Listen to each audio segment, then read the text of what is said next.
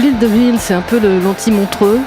Pas de superstar, pas de Pharrell Williams. Ils voulaient venir, mais vous avez dit non. Pas de support de banque, pas de billet d'entrée à 300 balles. Vous êtes des vrais puristes. Votre truc, c'est pas le business, j'ai l'impression. Effectivement, nous on cherche une prog underground à petite échelle, des gens qu'on connaît, contact humain pas mal important aussi, c'est DIY de A à Z.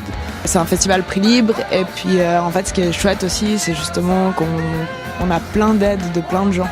Donc il y a vraiment toute une histoire de partage, il y a le Romandie qui nous prête du matos, il y a les Legs qui nous prêtent du matos. Tu parlais de do it yourself, alors le prix d'entrée libre, ça veut dire quoi? Alors ça veut dire que chacun met ce qu'il peut et ce qu'il a envie. Donc c'est un concept qui est en général assez classique dans les squats, que les gens connaissent pas forcément. On est le seul festival à ma connaissance qui faisons le prix libre et ça permet aux gens qui n'ont pas beaucoup d'argent de venir quand même.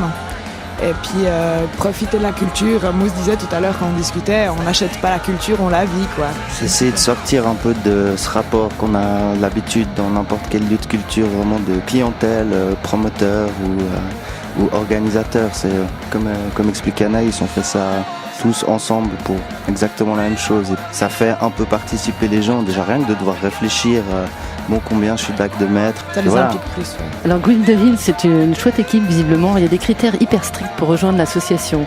Vous nous les rappelez? Je sais pas, j'ai jamais lu les critères. Ah bah si, c'est sur votre site. Les critères, non, faut être ouvert d'esprit, je pense. Faut aimer la bière, mais pas que. Il y a personne d'entre nous qui est vraiment fermé question musique. On écoute certes plus du rock, mais on aime bien plein d'autres styles. Donc du moment que ça correspond à l'ambiance du fest, ça marche quoi. Et à l'état d'esprit. Ouais, c'est ça. Ça vient de d'où ce nom, la Glyn the Hill? La toute première édition, on allait souvent avec des potes en haut du parc de Milan, qui est une colline justement, où il y a cette espèce de scène avec des fresques, avec des tigres, enfin un truc assez old school. Puis on s'est dit mais en fait il y a déjà une scène, il faut faire un truc ici. Et on a réussi à le faire de nouveau à grand renfort de plein de gens qui ont fait oh mais putain vous allez vous planter là c'est pas possible, et qui nous ont filé plein de coups de main, du coup ça a bien roulé. Puis voilà, c'était une colline donc on crame la colline, Glyn the Hill.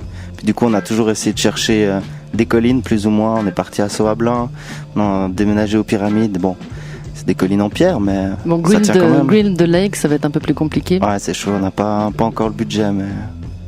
Comment ça se mélange tout ça, le métal, le hardcore, le punk? Enfin, c'est pas vraiment les mêmes origines. Par rapport aux différents publics, c'est vrai qu'il y a aussi pas mal de gens, depuis qu'on est au Pyra encore plus, qui passent et ou qui en entendent parler puis qui viennent voir du fait que c'est prix libre.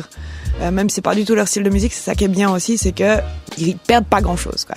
Donc ils viennent en général, ça arrive plein de gens qui viennent juste pour boire des bières et puis faire ah ouais ok c'est cool et puis en général ils passent une bonne soirée quoi. Tout le monde a la même place parce que tout le monde travaille de la même manière quoi. Tout le monde se donne à fond pour ce qu'ils ont envie de faire écouter aux gens.